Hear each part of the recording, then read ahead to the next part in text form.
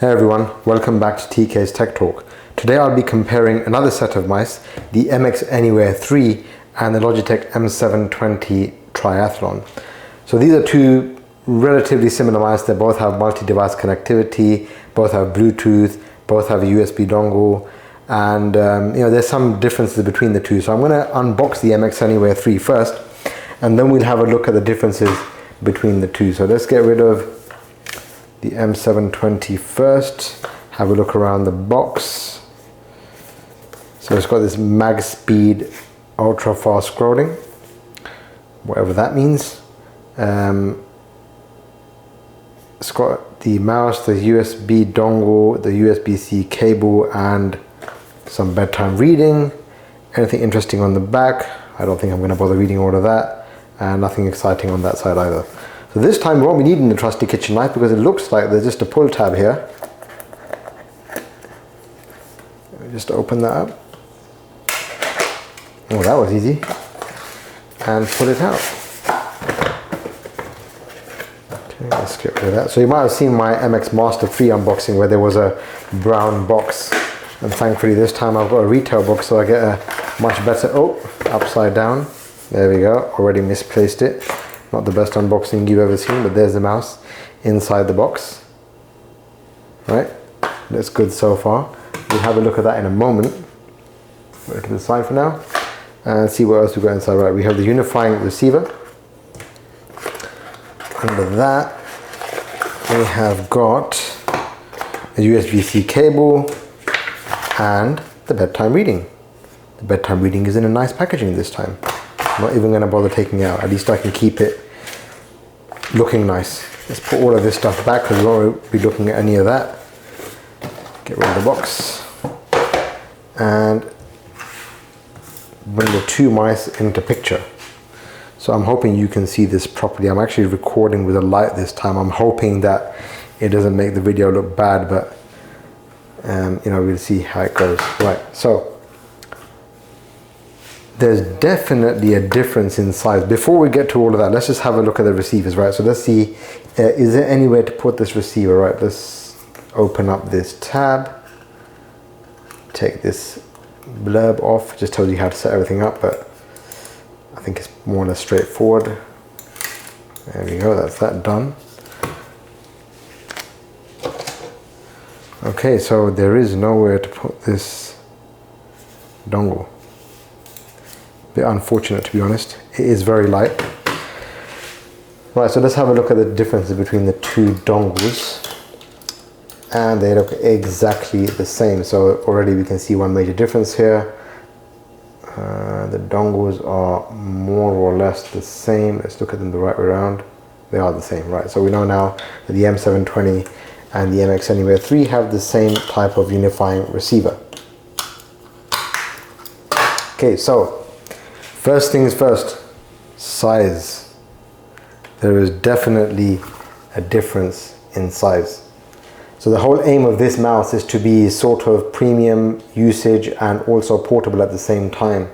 So that's why it's actually a lot smaller than I imagined, to be honest. I thought it'd be more about this size, but anyway, it's a nice surprise.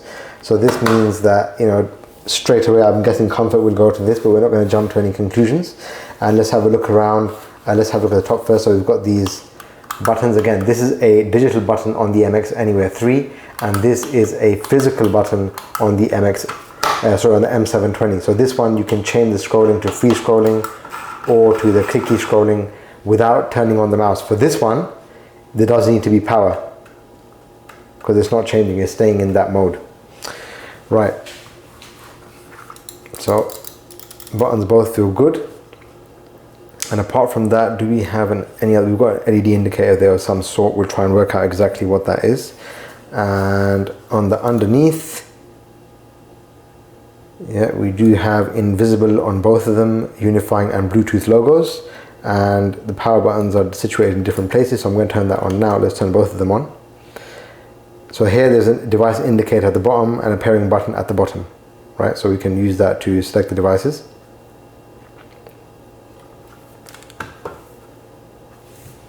And on the top, this one has a device indicator, which you can see, I think one of them just about flashing there. So here it's nice because you can see the device indicator without having to turn the mouse around. You've got your device switching button here, and on this one, the device switching button is on the bottom. I don't think this is a big deal because it doesn't really matter that much, but if you're switching between two devices quickly, this might be better. So if you have your phone and your PC set up at the same time, this might be a much more convenient mouse if you're switching frequently between two devices. So both mouse have the forward and back or programmable buttons here. And then on the other side, we have nothing. And then on the front side, obviously, this one has a USB-C fast charging port, and this one does not have one because it does have a battery, as we already saw, with a space to store the USB receiver. Now that is very handy because I'm going to come to this point in a moment, but for now, let's just have a quick feel of how they are in the hand. So, yeah, this one definitely, you know, it's like a small MX Master, to be honest. It's the way it's ridged, the way it's shaped. You see that? It's a lot higher. This one's a lot flatter. So it has a very nice grippy body as well. It is a grippy body, and I've been using this mouse for like a year now. And so far it's still very good, to be honest. And there is one thing I completely forgot to mention. There's one button here which can be programmed as well. So there's an extra button there which is not available on this mouse. Right, so that's another feature we missed. So the whole point of this mouse, again, let's have a feel of this one. Now, actually, to be honest, it is definitely smaller. Fingers are hanging over the buttons, where here the fingers are sitting on the mouse. On this one, they're overhanging just a little bit because of my hand. Now, this is going to vary user to user. I'm not saying that my experience is going to be everyone's experience, but it definitely feels, but it's not uncomfortable. I can see myself using this for some time at my desk. And there's one big reason why I've actually even bought this mouse, considering I already have the M720, and this has a great battery life. It's been 1 year. I haven't changed the original battery. It's still going, and it's rated at 1 year, and it's still going. I use this mouse every day, by the way, throughout my work day. So that just gives you an idea of how long the battery lasts. This one charges fast with the USB cable. You never need to worry about replacing the battery, but it lasts about 70 days as far as I know.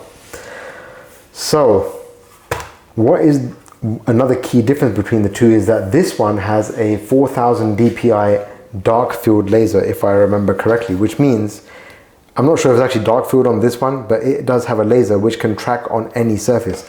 Now why that's beneficial is I realized I was in a cafe the other day and I was using this mouse and it wouldn't work on the glass table. So that's a big benefit there. It will work on any surface. So this is a massive benefit of this mouse, that it will work on any surface. The other thing is that this one has a 4000 dpi laser, this one has a 1000 dpi laser. So if you do need a bit more precision in your day-to-day work or your workflow, then obviously, or maybe if you're going to be doing some casual gaming, I believe that the 4000 dpi does have some benefits there. And I'm sure the DPI can be changed via the Logitech software as well. So that's a nice feature there. Oh, we've seen the light now, it looks very nice. Nice satisfying glow there. And this one, if I can get it to come on again, it's got a white light. So there's some differences there. So this one's got the green light. Let's turn this one back off and on and off and on. And we have a green light versus a white light. Both are fine. So that's it really, to be honest. I mean, I'm only going to be able to feel how this works, when I use it throughout the day, and hopefully it will be a good experience like this has been. And this really has become very comfortable in my hand over time, because I moved from the M705. There was some adjustment period because there's a slight difference in the shape here, and but now it's fine. I'm actually very comfortable using it, and I'm hoping that I have a similar experience. Holding this off the bat, it does feel very comfortable, very small, and what I'm thinking is that this would definitely fit better in my laptop bag, because one issue I had with this one was because it's quite high, it sticks out of my compact bag and it's not very nice. But this one, in terms of size, is a lot smaller, as you can see there. It is definitely, big difference in size and thickness, and even the footprint itself is smaller, as you can see there. Yeah, definitely a lot smaller. So, and lighter. So it's definitely lighter as well. So it's good for portability. I believe this is a better replacement for a portable desktop mouse, like I use for work every day. And this is better for carrying around, traveling, if you're going abroad or on the train or something like that, or in a coffee shop. I think this one will be more practical, but only time will tell. So that's it for this video. Please do feel free to like and subscribe, and feel free to ask any questions. Thanks for watching. See you in the next one.